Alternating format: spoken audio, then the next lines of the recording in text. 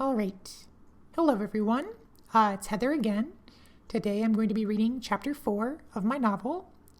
I don't believe this chapter needs a content warning. There's dark material, but nothing overly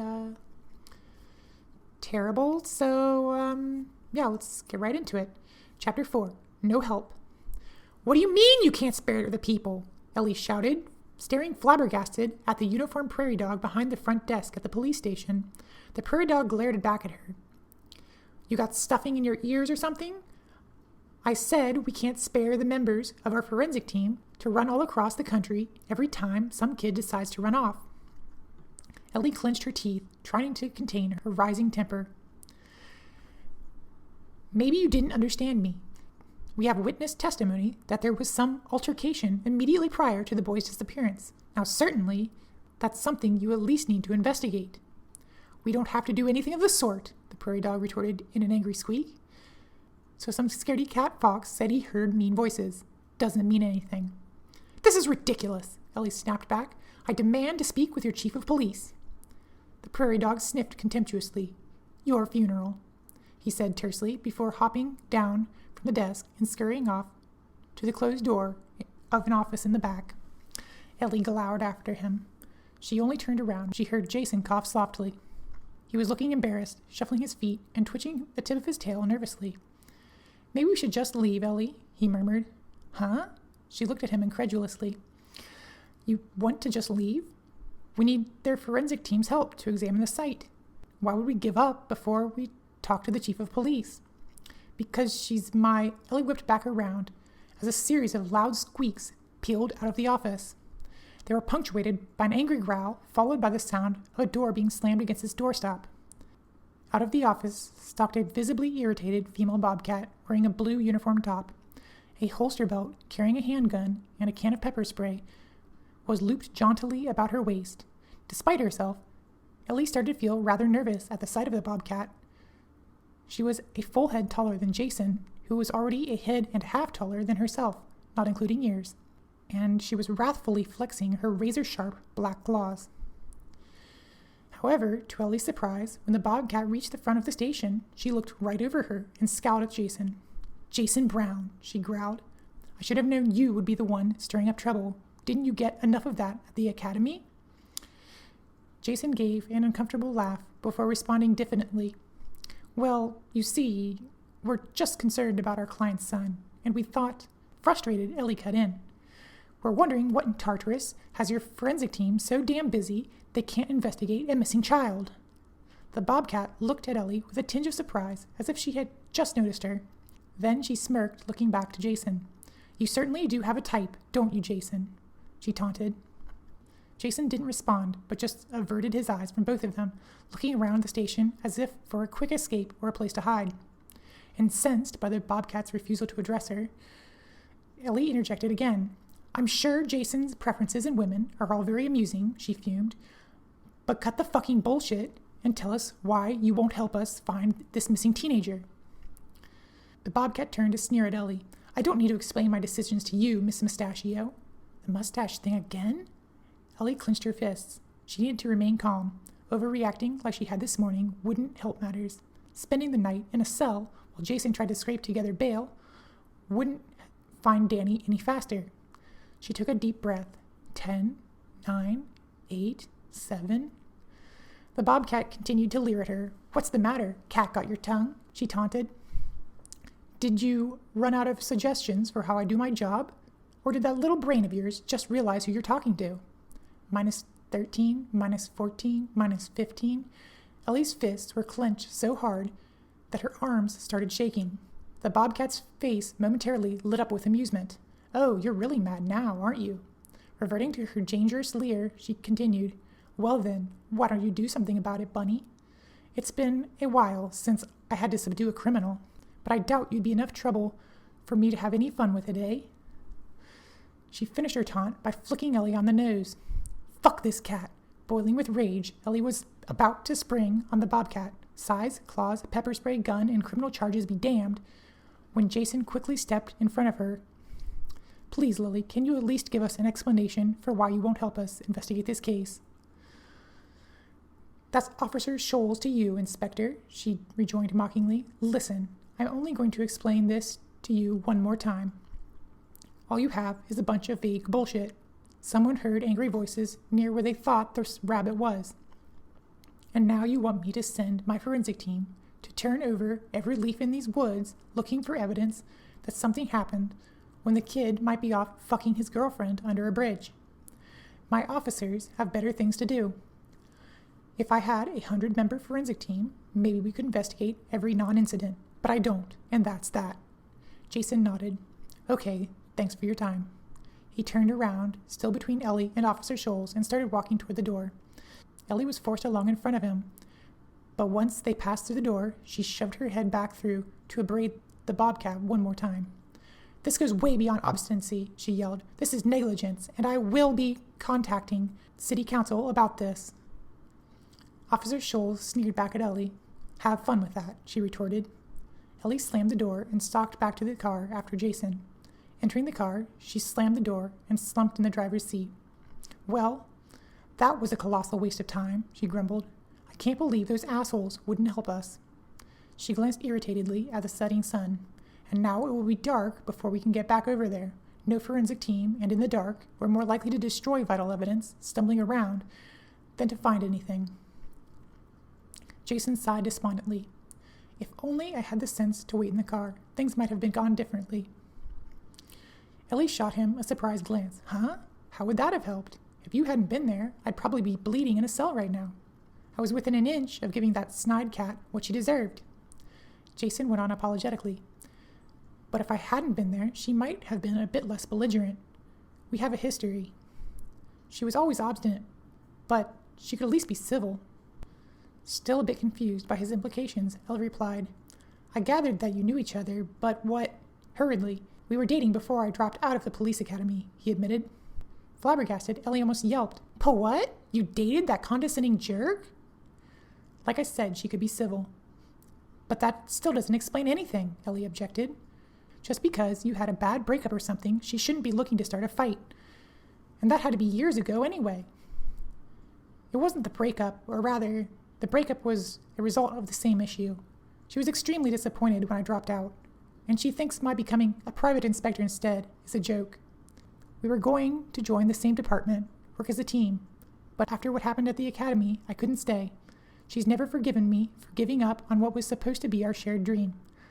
I suppose when I came into her station, looking for her help with a new partner, that just twisted the knife a little bit more. I'm so sorry. I ruined our chances of finding this kid, Ellie. He looked down despondently. Ellie had been listening to Jason's confession with morbid curiosity, but his last statement brought her back to the present. She grabbed his arm. Hey, you didn't ruin anything. We'll find Danny, with or without that jerk's help. But like I said, it's too late now. We'll head over to the campsite first thing tomorrow morning. Ellie shifted the car into gear and drove them back to the office so Jason could take his car from the parking garage. She waved as he stepped out of the car to head inside. First thing tomorrow, we won't let Ms. Planter down, she called. The traffic had nearly disappeared by the time Ellie pulled into the parking lot of her one-bedroom apartment, located a bit to the north of downtown. The building was an old brownstone warehouse that had been converted into apartments. As she walked to the door, she noticed a brown rat in a faux leather jacket, smoking by the dumpster. He waved, and she waved back. Hey, Joe, she called. Hiya, sweetheart. Long day at work, he replied in a high-pitched, gravelly voice. You could say that. Well then, he grinned lewdly, flicking his cigarette. Why don't I come up and help you relax? Ellie rolled her eyes. I don't think so. I have another busy day at work tomorrow. That's what you always say, Elle, but you know you want to say yes. Don't push your luck, Joe. I already almost beat the tar out of some perverted squirrel this morning. Joe held up his hands and put on a look of mock terror. Okay, Inspector, don't blame a guy for asking. Ellie shook her head wryly and entered the building. She took the creaky elevator, which carried the scent of roasting garlic from one of the nearby units, to her apartment on the 5th floor. Ellie sighed as she entered the dark, empty flat. It certainly would be nice to have someone to come home to. Not necessarily someone like Joe. He wasn't her type. But someone would be better than nothing but a bunch of furniture. Flipping on the light, she stepped into the kitchen and opened the cabinet over the sink. After rummaging around for a few seconds, she pulled out a can of radishes. Ellie pulled off the lid and grabbed a fork out of the drying rack. Then she went to sit on her mauve sectional couch, which clashed quite badly with the verdant green carpet and pale yellow walls of the apartment, and pulled up her favorite podcast, Cat and Mouse Cast, on her tablet. She chuckled between bites of radish as she listened to their incisive commentary. "You know something you never stop to think about?" asked Cat. "What's that?" Mouse rejoined. "This country is still a freaking monarchy, for Pete's sake. I can't remember the last time I heard about the royals or nobility doing, well, anything, but they're still living it up on our tax dollars. Don't they help attract tourists or something? Great, so in addition to a bunch of moochers, we get a bunch of dense tourists salivating over them. Heh, I guess you're right. We could probably use that money to build a really neat theme park or something. That'd attract tourists, and we could use it too." "Right, but if you do bring it up to people, they're just like, oh, but it's our tradition. Tradition sucks. If we went by ancient traditions, we couldn't even be doing this podcast right now. Like, I'd have to be stalking you, trying to catch and disembowel you. Yuck! Unfortunately, even with a tradition as objectively bad as that, there's still some who won't let it go." "Oh no, not this again. I'm sorry I brought it up." "I know you don't believe it, Cat, but the carnivore cults are not just a conspiracy theory. There are dozens of unsolved cases of prey animals disappearing. What do you think is happening to them? Just because I don't know doesn't mean it has to be carnivore cults. Maybe it's aliens. Sounds about as plausible to me." "Aliens? And you think I'm the conspiracy nut?" "Hey, I'm just saying it's possible. Carnivore cults are just absurd. Who wants to go to all that risk to get something you can buy at the store?" "I doubt anyone who would consider joining a carnivore cult has such a rational way of looking at things." "Well, that, anyway, is something we can agree on." Ellie closed her tablet. Carnivore cults. Could Mouse be right? It sounded pretty out there. Maybe after they solved this case, she'd talk to Jason about investigating it. She smirked. She could imagine his expression when she brought it up. He'd think she'd lost her marbles. After getting undressed and brushing her teeth, Ellie stepped into the shower. While she was rubbing in her rosemary-scented shampoo, her mind was wandering over the day's events. If only they had visited the Gray Fox earlier, they would have had time to go back to the campsite. Those negligent shits. She couldn't believe Jason had dated that nasty bobcat. Maybe she was really good in bed. Ellie shook her head to clear her thoughts. She did not want to think about that. She finished rinsing off and stepped out of the shower. After drying herself with a towel and blow dryer, she climbed into bed and slid under the mauve linen sheets. Fortunately, the air conditioner in her apartment was working, and she had it set at a comfortable 74 degrees Fahrenheit. She inhaled a deep breath of the dandelion-scented fabric softener. It had been a long day, and she could already feel herself slipping into sleep. She yawned and snuggled deeper into the blankets.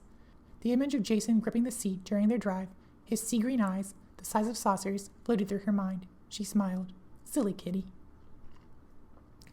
Ellie awoke to the sound of light jazz. Taking a deep breath, she stretched her arms and reached her left hand over to silence the radio of the alarm clock sitting on the adjacent black nightstand. She turned over and noted the time. The glowing red characters read 6:30.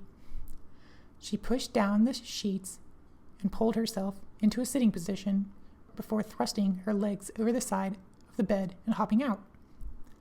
A few steps brought her to her closet, where she selected a sky blue polyester tank top. She pulled the tank top on and headed to the kitchen to fill a glass with tap water. While she sipped the tepid water, she walked over to gaze out the window next to her dining table. The short rectangular table had 2 chairs, but one side was covered with an assortment of old magazines, open junk mail, and a few pens. Ellie looked down at the street below the apartment complex. Although the sun had cleared the horizon and was shining between the buildings on the opposite side of the street, the traffic was still minimal. Ellie watched as a male wood duck wearing a navy blue baseball cap waddled down the sidewalk across the street and then turned into Seedie's Bagelry. Ellie gulped the last of her water and set the glass on the table. She subsequently headed out of her apartment, taking the stairs to help warm up her legs. Once on the sidewalk, Ellie walked a few more minutes and then broke into a loping jog.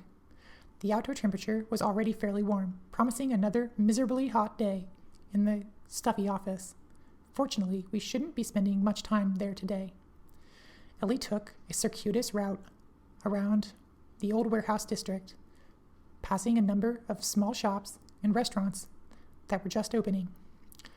The fisher unlocking the door of the local butcher shop gave her a friendly wave as she jogged past. Ellie waved back, but didn't stick around to smell the inevitable waft of meat-scented air from the opening shop. The fact that meat was grown in vats rather than being carved off the bodies of murdered animals didn't make it smell any less revolting.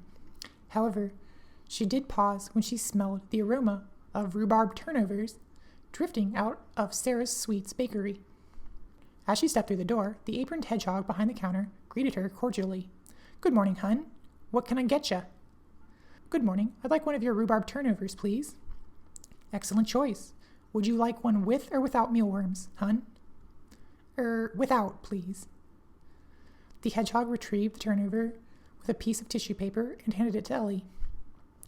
"That'll be $3.75. Ellie held out her left hand, and the hedgehog scanned the chip implanted under the skin on the top side. "Thank you, hun. Have a lovely rest of your day." "Thanks, you too," Ellie replied before turning and heading back out to the sidewalk. Once outside, Ellie broke open the turnover just to make sure there weren't any worms inside. Seeing only rhubarb, she breathed a sigh of relief.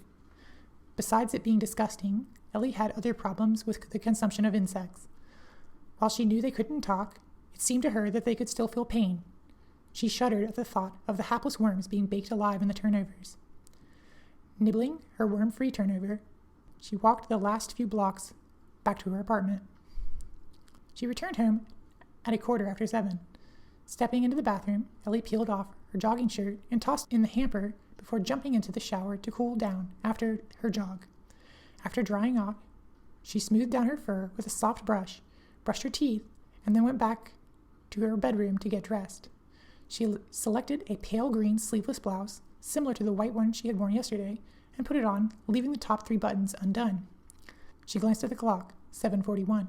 If she left now, she could get to work early and be ready to head out by the time Jason arrived at his usual 8:30. Ellie grabbed her tablet from where she'd left it on the couch and shoved it into her tan satchel with her keys, charger, and side-holstered subcompact handgun. On the way out the door, she grabbed a packaged hay and oat bar from the box on the kitchen counter and added the snack to her bag as well, before hurrying down to the parking lot. Traffic was already beginning to pick up, but Ellie still managed to make the short drive in under 10 minutes. However, she arrived at the office to find the door already unlocked. She pushed it open to see Jason already sitting at his desk. She noticed he was wearing a new white collar and blue and white striped tie. I guess he had the same idea. As usual, he had his morning mug of coffee, but apparently he had left home without eating breakfast because he was currently tearing into a thick piece of ham wedged between 2 halves of a biscuit. Ellie wrinkled her nose. Noticing her come in, Jason put his free left hand over his mouth and quickly gulped down the bite of meat. "Good morning, Ellie," he greeted cheerfully. "Ready to get out there and find our missing rabbit?" Ellie was glad that he seemed recovered from their disappointment at the police station yesterday. "Of course. Did we get any calls last night? Anyone remembering anything else that might help?" Jason shook his head. "I'm afraid not. We're still where we were yesterday, but there must be some clues as to what happened at the campsite. I'm betting a thorough search will put us on the right track." Ellie nodded. It was the only lead they had, so they had better do their best to get something out of it. She was remaining cautiously optimistic. "When will you be ready to go?" she asked. "Just a minute, if you'll excuse me." Ellie politely averted her eyes while Jason scoffed down the rest of his breakfast. He finished with a gulp of coffee and a satisfied sigh. "All right, let's go." The elevator was under repairs yet again, so they took the stairs down to the ground floor. Walking in front, Ellie glanced back. "You sure you don't want to drive today?" she teased. "I saw you holding onto the seat for dear life again yesterday. Maybe you'd rather a leisurely Wednesday drive out to the suburbs." No thanks, Ellie. Your driving is fine." Ellie smirked and gave him a sly glance. You pretend that you don't enjoy it, but I know you really can't wait to get your adrenaline pumping. Jason didn't respond, but the tip of his tail flicked. Facing forward, Ellie smiled to herself. If the opportunity arose, maybe she'd get a gasp or even a hiss out of him today. That would be delightful. They reached the parking garage without further banter. Ellie unlocked her car, and they both climbed in. The rabbit-sized seats were a little small for Jason, but he never complained to her about them. Just not really the complaining type, Ellie reflected. Maybe she shouldn't try to scare him during their car ride, or maybe he really does look forward to the adrenaline rush. She peered sidelong at him, fumbling with his seatbelt. She couldn't deny the kitty his fun, or herself her own. She drove slowly down the street and waited for a comfortable opening before pulling out. Then she punched the accelerator, making the tires squeal against the pavement as they took off. No gasp. It was still a long trip to the soccer field. Jason sighed as they pulled up next to the soccer field. Ellie had to admit defeat in her attempts to get him to gasp during the drive, though she thought she had heard a slight groan when she had squeezed the small car between two semis while merging onto 275. There's still a return trip, my thrill-seeking kitty. Jason headed right towards the woods on the far side of the field, and Ellie had to run to catch up after locking the car. They walked into the woods side by side and quickly found the rudimentary campsite and fire ring a short distance in. Ellie was glad she hadn't detected the odor of pee, though she was trying not to breathe too deeply just in case. Jason suddenly stopped and sniffed. Do you smell that? Reluctantly, Ellie took a few tentative sniffs herself. Something smelled off, not like the sweet scent of new growth or the musty scent of decaying leaves, but sickly sweet. Is there a trash can around here somewhere? Jason asked. Ellie peered around the woods and caught a glimpse of something shiny through the trees about 30 yards away. She pointed. What's that over there? Jason strode quickly over to the object, and Ellie followed closely behind. As they approached, she saw that it was indeed a metal trash can. It looked fairly new and out of place in the woods. The sickly sweet smell was getting quite strong. Jason reached the trash can first and pulled off the lid, only to fall back as a black cloud of flies swarmed out.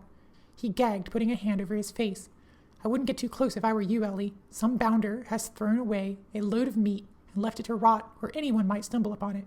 Damned inconsiderate. Ellie had a sinking feeling in her stomach. She pulled the collar of her blouse over her nose and crept up to the trash can. She immediately noticed the lagomorphic limbs, and the sinking feeling turned into a boulder. The air was thick with the scent of death, and when Ellie spotted the maggots writhing in the flesh, she dashed from the trash can and vomited beside a tree. The rhubarb turnover did not taste as sweet the second time. Wiping away the barf and saliva from her mouth with the back of her hand, she picked up a stick and approached the trash can again. What is it, Ellie? Jason called anxiously from where he was still sitting on the ground. Is there something else in there? Holding her breath, she poked the stick into the can, trying to reveal any more identifiable pieces. She froze when she spotted a piece of light blue fabric. After a couple attempts, she managed to snag it with a stick and pull it up. It had the number 32 printed on it in big black characters. Ellie felt like she had an apricot stuck in her throat. I think we found Danny, she managed to croak. All right, so that was chapter 4. My Patreon is now linked in the description, so consider heading over there to support me. And then just don't forget to like, comment, and subscribe for more content. This is Heather. See you next time.